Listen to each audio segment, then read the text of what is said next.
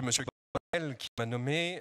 Ça sera très bref puisque Marie-Hélène Riamont a déjà répondu en démontant un certain nombre des arguments de M. Carbonel, que ce soit volontaire ou involontaire.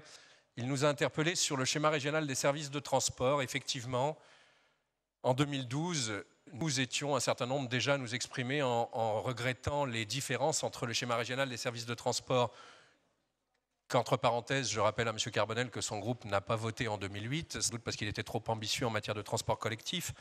Donc les différences entre le SRST et le SRCAE. Je voudrais rappeler à M. Carbonel que le SRST est un schéma élaboré et voté par la région et elle seule, ce qui explique pourquoi il propose la vision prospective et politique de la région à 20 ans. Et le SRCAE est un schéma élaboré et adopté par l'État et la région, ce qui oblige bien sûr à un certain nombre de compromis et qui fait qu'il n'est pas que la vision régionale, bien évidemment. À l'époque, nous jugions que le SRCAE était un verre au tiers plein. Aujourd'hui, nous jugeons qu'il est à moitié plein.